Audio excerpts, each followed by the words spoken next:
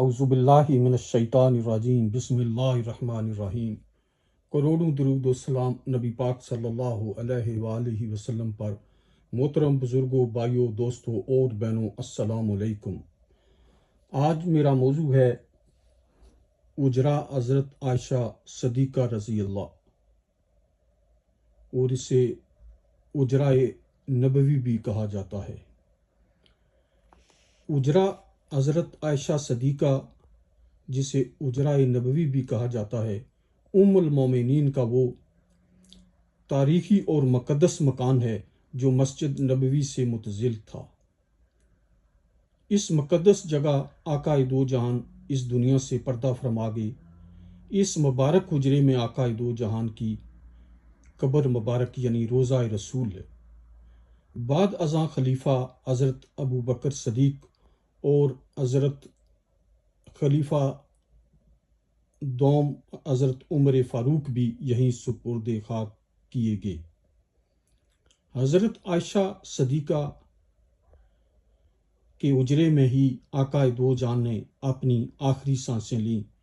حضرت عمر کی تدفین کے بعد حضرت عائشہ صدیقہ رضی اللہ نے اجرے کو دو حصوں میں تقسیم کر دیا۔ ایک حصے میں قبور تھی اور دوسرے حصے میں وہ خود قیام کرتی تھیں۔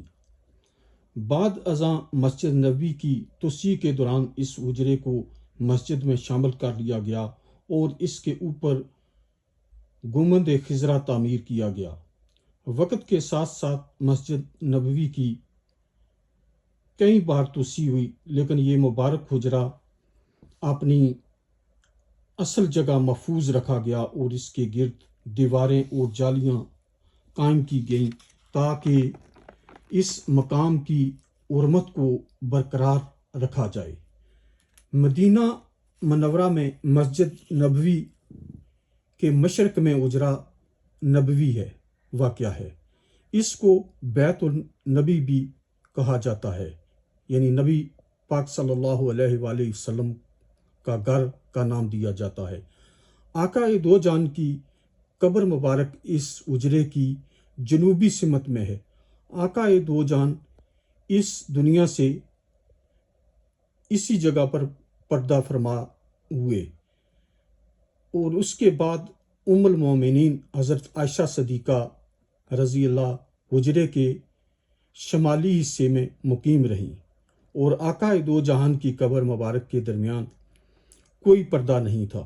بعد ازاں جب حضرت ابو بکر صدیق کی وفات ہوئی تو ام المومنین نے رسول صلی اللہ علیہ وآلہ وسلم کے پہلو میں اپنے والد کی تدفین کی اجازت دی، اور ان کا سر نبی کریم صلی اللہ علیہ وآلہ وسلم کے مونڈ کے قریب ہے۔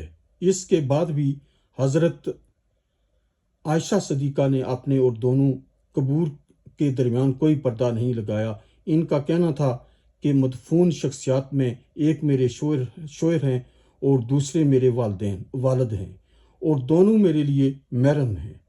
خلیفہ دوم کی وفات کا وقت قریب آیا تو انہوں نے ام المومنین حضرت عائشہ صدیقہ سے اجازت چاہی کہ وہ اپنے ساتھیوں کے قریب اجرے میں دفن ہونا چاہتے ہیں، تو ام المومنین نے اصرار کرتے ہوئے اجازت دے دی، اور اس سے قبل وہ خود وہاں دفن ہونا چاہتی تھیں۔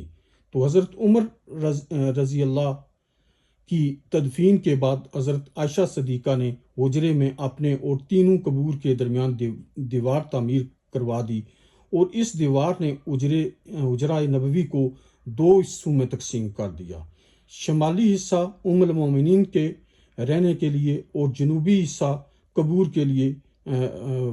وقت گزرنے کے ساتھ ساتھ حجرہ نبوی میں درستی کا کام کرایا جاتا رہا۔ حضرت عمر بن عبدالعزیز نے حجرہ نبوی کو دوبارہ اسی رقبے پر مربع کی شکل کے کالے پتھروں سے تعمیر کروایا، جو خانہ کعبہ کے پتھروں سے مشابہت رکھتے تھے۔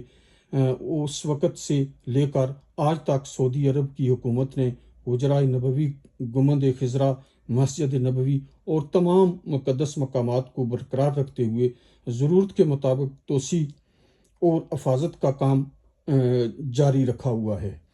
تو میں اسی پر اجازت چاہتا ہوں. میں انشاءاللہ اس طرح کے موضوع اور مقدس موضوع جو ہیں انشاءاللہ آقا دو جان اور ان کی ازواج مطہرات اور جو بھی ہمارا خانہ کعبہ شریف مسجد نبوی کے متعلق انشاءاللہ اپنی معلومات کے مطابق انشاءاللہ ویڈیو جو ہے وہ اپلوڈ کرتا رہوں گا. اسی پر اجازت چاہتا ہوں. پلیز یہ ویڈیو لائک اور شیئر کریں اور یوٹیوب پر میرا channel health education and tourism subscribe کریں تاکہ دوسرے لوگوں کو بھی معلومات مل سکے. اللہ تعالیٰ آپ کو مشکلات، مصیبتوں اور بیماریوں سے بچائے اور مجھے بھی اللہ آپ کو حفظ و امان میں رکھے. اللہ حافظ.